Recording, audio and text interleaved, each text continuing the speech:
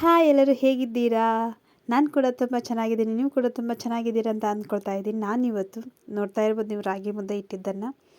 ಹಾಗೆ ನಾನಿವತ್ತು ರಾಗಿ ಮುದ್ದೆ ಜೊತೆಗೆ ಹುರುಳಿ ಕಟ್ಸಾರು ಮಾಡೋದು ಹೇಗೆ ಅಂತ ತೋರಿಸ್ತಾ ಇದ್ದೀನಿ. ತುಂಬ ಸಿಂಪಲ್ಲಾಗಿ ತುಂಬ ರುಚಿಕರವಾಗಿರುವಂಥ ಹುರುಳಿ ಕಟ್ಸಾರನ್ನು ತೋರಿಸ್ತಾ ಇದ್ದೀನಿ. ಯಾವ ರೀತಿ ಮಾಡಿದ್ದೀನಿ ಅಂತ ಹೇಳಿ ವಿಡಿಯೋನ ಪೂರ್ತಿಯಾಗಿ ನೋಡುವ. ಹಾಗೆ ಯಾರೆಲ್ಲ ನನ್ನ ಚಾನಲನ್ನು ಫಸ್ಟ್ ಟೈಮ್ ನೋಡ್ತಾ ಇದ್ದೀರೋ ದಯವಿಟ್ಟು ಸಬ್ಸ್ಕ್ರೈಬ್ ಮಾಡಿ, ಹಾಗೆ ವಿಡಿಯೋ ಪೂರ್ತಿಯಾಗಿ ನೋಡಿದ ಮೇಲೆ ನಿಮಗೆ ಇಷ್ಟ ಆದರೆ ಲೈಕ್ ಮಾಡಿ. ಹಾಗೆ ಏನಾದರೂ ಇಂಪ್ರೂವ್ಮೆಂಟ್ ಬೇಕು ಅಂತ ಅನಿಸಿದರೆ ಕಮೆಂಟ್ ಮೂಲಕ ತಿಳಿಸಿ. ಹಾಗೆ ವಿಡಿಯೋನ ಪೂರ್ತಿಯಾಗಿ ನೋಡುವ ಬನ್ನಿ.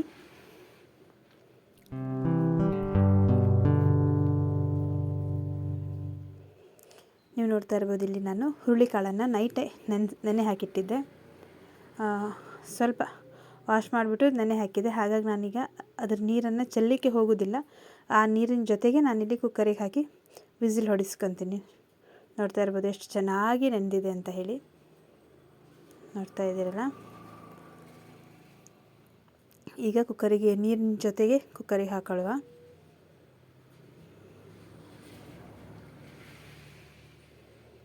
ಎಷ್ಟೇ ನಾವು ವಿಸಿಲ್ ಹೊಡಿಸಿದರೂ ಕೂಡ ಇದು ಹುರುಳಿ ಗಟ್ಟಿ ಅಂದರೆ ನಮ್ಮ ಬಾಡಿ ಕೂಡ ಅಷ್ಟೇ ಗಟ್ಟಿಯಾಗತ್ತೆ ಅಂತ ಹೇಳ್ತಾರೆ ಹುರುಳಿ ಕಾಳನ್ನು ತಿಂದರೆ.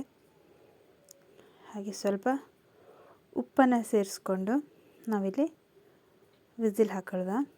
ಸ್ವಲ್ಪ ರುಚಿಗೆ ತಕ್ಕಷ್ಟು ಉಪ್ಪನ್ನು ಹಾಕ್ಕೊಂಡಿದ್ದೆ, ನಾನು ವಿಸಿಲಿಗೆ ಇಟ್ಟಿದ್ದೆ. ಹಾಗೆ ಜೊತೆಗೆ ನಾನಿಲ್ಲಿ ರಾಗಿ ಮುದ್ದೆ ಮಾಡಲಿಕ್ಕೆ ಸ್ವಲ್ಪ ನೀರನ್ನು ಕಾಯಲಿಕ್ಕೆ ಇಟ್ಟಿದ್ದೆ. ನೋಡ್ತಾ ಇರ್ಬೋದು. ಹಾಗೆ ಸ್ವಲ್ಪ ನೀರಿಗೆ, ಒಂದು ಅರ್ಧ ಲೋಟ ನೀರಿಗೆ 1 ಸ್ಪೂನಷ್ಟು ರಾಗಿ ಹಿಟ್ಟನ್ನು ಮಿಕ್ಸ್ ಮಾಡಿ ಇಟ್ಕೊಂಡೆ, ಅಂದರೆ ಕರಡಿಟ್ಕೊಂಡಿದ್ದೆ.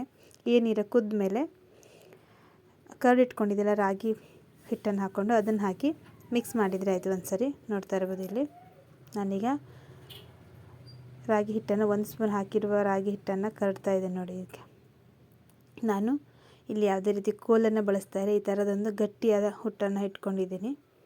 ಹಾಗೆ ಸ್ವಲ್ಪ ಉಪ್ಪು. ನಾನು ಒಂದು ಸೈಡಲ್ಲಿ ಹುರುಳಿ ಕಾಳನ್ನು ಬೇಯಿಸ್ಲಿಕ್ಕೆ ಇಟ್ಟಿದ್ದೀನಿ. ಈ ನೀರು ಕೂಡ ತುಂಬ ಚೆನ್ನಾಗಿ ಕುದಿಬೇಕು.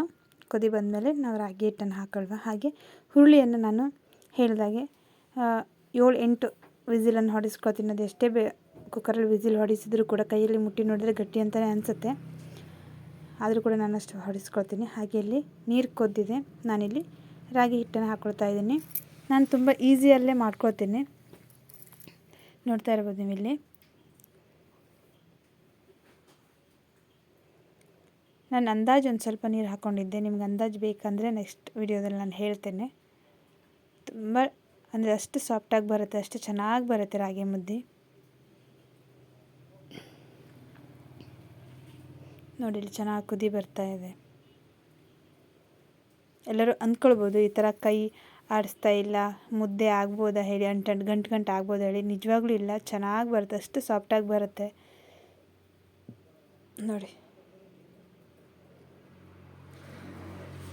ನಾನಿಲ್ಲಿ ಒಂದು ಕೈಯಲ್ಲಿ ಮೊಬೈಲ್ ಹಿಡ್ಕೊಂಡು ವಿಡಿಯೋ ಮಾಡ್ತಾಯಿದ್ದೀನಿ. ಹಾಗಾಗಿ ನನಗೆ ಸ್ವಲ್ಪ ತೋರಿಸ್ತಾ ಇದ್ದೀನಿ, ಅಂದರೆ ಚೆನ್ನಾಗಿ ಮಿಕ್ಸ್ ಮಾಡಿದ್ದು ತೋರಿಸ್ಲಿಕ್ಕೆ ಆಗ್ತಾಯಿಲ್ಲ. ಈ ಥರ ನಾನು ಮಿಕ್ಸ್ ಮಾಡ್ತಾಯಿದ್ದೀನಿ. ನೋಡ್ತಾ ಇರ್ಬೋದು ನೀವು ಇಲ್ಲಿ ಕೈ ಆಡಿಸ್ತಾ ಇದ್ದೀನಿ ಈ ಥರ ನಾನಿಲ್ಲಿ ನೋಡಿ. ಈಗ ನಾನು ಸ್ವಲ್ಪ ಹೊತ್ತು, ಈಗ 1/4% ಇದು ಆಗಿದೆ. ಅದಕ್ಕೆ ಸ್ವಲ್ಪ ನಾನೀಗ ಒಂದು ಪ್ಲೇಟನ್ನು ಮುಚ್ಚಿ ಸ್ವಲ್ಪ ಸಣ್ಣ ಉರಿಯಲ್ಲಿ ಹಾಗೆ ಬೇಯಲಿಕ್ಕೆ ಇಡ್ತೀನಿ ಅಷ್ಟೇ. ನಾನಿಲ್ಲಿ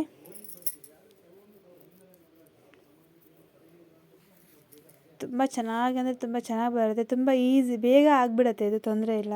ತುಂಬ ಪಟ್ಟಂತ ಆಗಿಬಿಡತ್ತೆ ನೋಡಿ. ಈಗ ನಾನೀಗ ಒಂದು ಪ್ಲೇಟ್ ಮುಚ್ಚಿದ್ದೀನಿ. ಹಾಗೆ ಇದು ಒಂದು 5-10 ನಿಮಿಷ ನಾನು ಇದೇ ಸಣ್ಣ ಉರಿಯಲ್ಲಿ ಇಟ್ಕೊಂಡಿದ್ದೆ ನೋಡಿ. ಚೆನ್ನಾಗಿ ಬೆಂದಿದೆ, ಅಷ್ಟು ಸಾಫ್ಟ್ ಆಗಿಬಿಟ್ಟಿದೆ. ನೋಡ್ತಾ ಇದ್ದೀರಲ್ಲ. ಈಗ ನನ್ನ ಕೈಯಿಂದ ನಾನು ಉಂಡೆ ಕಟ್ಕೊಂಡಿದ್ರೆ ಆಯಿತು ಅಷ್ಟೇ. ನೀರನ್ನು ತಾಗಿಸ್ಕೊಂಡು ಸ್ವಲ್ಪ ಉಂಡೆಯನ್ನು ಕಟ್ಕೊಳ್ತಾ ಹೋದರೆ ಆಯಿತು. ನೀರು ಅಥವಾ ಎಣ್ಣೆ ಆಗಿರ್ಬೋದು, ತುಪ್ಪ ಆಗಿರ್ಬೋದು, ನಾವು ಆ ಥರ ಕೈಗೆ ಒಂಚೂರು ಹಚ್ಕೊಂಡು ಸ್ವಲ್ಪ ತಣ್ಣಗೆ ಆದಮೇಲೆ ಬೇಕಾದ್ರೆ ಉಂಡೆ ಕಟ್ಬೋದು, ತೊಂದರೆ ಇಲ್ಲ. ಬಿಸಿ ಇರುವಾಗಲೂ ಬೇಕಾದ್ರೆ ಕಟ್ಬೋದು. ಹಾಗೆ ಇಲ್ಲಿ ನೋಡಿ 7-8 ವಿಸಿಲ್ ಹೊಡೆದಿದೆ. ನೋಡ್ತಾ ಇರ್ಬೋದು ನೀವು ಇಲ್ಲಿ, ತೋರಿಸ್ತೇನೆ ನಾನೀಗ ನೋಡಿ. ಈಗ ನೋಡಿದರೂ ಆವಾಗ ನಾನು ನೆನೆ ಹಾಕಿದಾಗ ಹೇಗಿತ್ತು ಹಾಗೆ ಅಂತ ಅನಿಸುತ್ತೆ. ಕೈಯಲ್ಲಿ ಒತ್ತಿ ನೋಡಿದರೆ ಮಾತ್ರ ಅದು ಬೆಂದಿದೆ ಅಂತ ಅನಿಸ್ತಾ ಇದೆ. ನಾನಿಲ್ಲಿ ಹುರುಳಿಕಾಳನ್ನು, ಬೇಯಿಸಿದ ಹುರುಳಿಕಾಳನ್ನು 2 ಡಿವೈಡ್ ಮಾಡ್ಕೊಂಡಿದ್ದೀನಿ. ನೋಡ್ತಾ ಇರ್ಬೋದು ನೀವಿಲ್ಲಿ ನಾನೀಗ ಏನು ಮಾಡ್ತೀನಿ ಅಂತ ತೋರಿಸ್ತೀನಿ. ಈಗ ಉಳಿದ ನೀರನ್ನು ಇದರಲ್ಲಿ ಕುಕ್ಕರಲ್ಲೇ ಇಟ್ಟಿದ್ದೀನಿ ನಾನೀಗ ಸ್ವಲ್ಪ. ಹಾಗೆ ಇವು ಫಸ್ಟ್ ಮಿಕ್ಸಿಯಲ್ಲಿ ಹಾಕಿಟ್ಕೊಂಡಿದ್ದೇನೆ. ಇದನ್ನು ಒಂಚೂರು ಜಸ್ಟ್ 1-2 ರೌಂಡ್ ತಿರುಗಿಸಿದ್ರೆ ಸಾಕು. ತೋರಿಸ್ತೇನೆ ನಾನೀಗ. ಇಷ್ಟು ತರಿಯಾಗಿ ಜಸ್ಟ್ ರುಬ್ಕೊಂಡ್ರೆ ಸಾಕಿದು. ನೋಡ್ತಾ ಇರ್ಬೋದು. ಇದನ್ನು ಕೂಡ ಇದರೊಳಗೆ ಹಾಕಿಟ್ಕೊಂಡು ಮಿಕ್ಸ್ ಮಾಡ್ತಾಯಿದ್ದೀನಿ ನಾನೀಗ. ನೋಡಿ, ಇವನ್ನು ಚೆನ್ನಾಗಿ ಮಿಕ್ಸ್ ಮಾಡಿಕೊಂಡ್ರೆ ಆಯಿತು. ತುಂಬ ಟೇಸ್ಟಾಗಿರುತ್ತೆ, ತುಂಬ ರುಚಿಯಾಗಿರುತ್ತೆ. ಮುದ್ದೆಗಂತೂ ಸಖತ್ತಾಗಿರುತ್ತೆ ಹಾಗೆ ಈ ಸಾಂಬಾರು. ಹಾಗೆ ಇನ್ನೊಂದು ಅಂತಂದರೆ ರೈಸಿಗೂ ಕೂಡ ತುಂಬ ಚೆನ್ನಾಗಿರುತ್ತೆ. ಹಾಗೆ ನಾನೀಗ ತೋರಿಸ್ತಾ ಇದ್ದೀನಿ ಸ್ವಲ್ಪ ಐಟಮನ್ನು. ಬೆಳ್ಳುಳ್ಳಿ ಸ್ವಲ್ಪ, ಹಾಗೆ ಕೊತ್ತಂಬರಿ ಸ್ವಲ್ಪ, ಹುಣಸೆಹಣ್ಣು ಸಣ್ಣದು, ಅಂದರೆ ಒಂದು ಚಿಕ್ಕ ಲಿಂಬು ಸಿಕ್ಕಿದ್ರೆ ಎಷ್ಟಿರುತ್ತಲ್ಲ ಅಷ್ಟು ಸಣ್ಣ ಸೈಜಲ್ಲಿ ತೊಗೊಂಡಿದ್ದೀನಿ. ಹಾಗೆ ಹಸಿ ಶುಂಠಿ, ಆಮೇಲೆ 4 ಹಸಿಮೆಣಸನ್ನು ತೊಗೊಂಡಿದ್ದೀನಿ ನಾನಿಲ್ಲಿ. ಈಗ ಈ ಉಳಿದ ಹುರುಳಿಕಾಳನ್ನು ಇಷ್ಟನ್ನು ಸೇರಿಸಿ ಮಿಕ್ಸಿಗೆ ಹಾಕೊಂಡು ಒಂದ್ಸರಿ ನುಣ್ಣಗೆ ರುಬ್ಕೊಂಡ್ರೆ ಆಯಿತು. ನೋಡಿ, ಇಷ್ಟು ನುಣ್ಣಗೆ ರುಬ್ಕೊಂಡ್ರೆ ಆಯಿತು. ನಿಮಗೆ ಖಾರ ಬೇಕಾದ್ರೆ ಸ್ವಲ್ಪ ಖಾರ ಬೇಕಾದರೆ ಹಾಕ್ಕೊಳ್ಳಿ, ತೊಂದರೆ ಇಲ್ಲ. ಹುಳಿನೂ ಅಷ್ಟೇ, ಜಾಸ್ತಿ ಬೇಕು ಅನ್ನೋರಿಗೆ ಮಾತ್ರ ಹಾಕ್ಕೊಳ್ಳಿ, ಅಥವಾ ಅತಿಯಾದರೆ ಇದು ಅಷ್ಟೊಂದು ಟೇಸ್ಟಾಗಿ ಬರಲ್ಲ. ಮೀಡಿಯಮ್ ಸೈಜಲ್ಲಿದ್ದರೆ ಸಖತ್ತಾಗಿರುತ್ತೆ.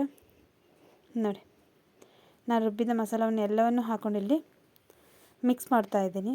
ಹಾಗೆ ನಮಗೆ ನೀರಿನ ಹದ, ನೀರು ಬೇಕು ಅಂತ ಅನಿಸಿದ್ರೆ, ತುಂಬ ದಪ್ಪ ಇದೆ ಅಂತ ಅನಿಸಿದರೆ ನೀರು ಹಾಕ್ಕೊಳ್ಬೋದು. ಇಲ್ಲ ಹದ ಇದೆ ಅಂತ ಅನಿಸಿದರೆ ನೀರು ಹಾಕ್ಲಿಕ್ಕೆ ಅವಶ್ಯಕತೆ ಏನಿಲ್ಲ. ನಾನಿಲ್ಲಿ ಸ್ವಲ್ಪ ನೀರನ್ನು ಸೇರಿಸ್ತಾ ಇದ್ದೀನಿ.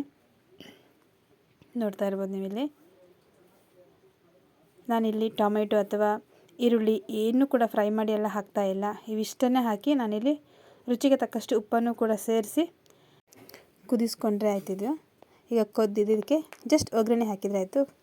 ಕರಿಬೇವು, ಸ್ವಲ್ಪ ಸಾಸಿವೆ, ಹಾಗೆ ಒಣಮೆಣಸು ಹಾಕಿ ನಾನಿಲ್ಲಿ ಒಗ್ಗರಣೆ ಕೊಟ್ಕೊಂಡಿದ್ದೀನಿ. ಹಾಗೆ ರಾಗಿ ಮುದ್ದೆ ಮತ್ತು ಹುರುಳಿಕಾಳು ಸಾರು ರೆಡಿ ಇದೆ.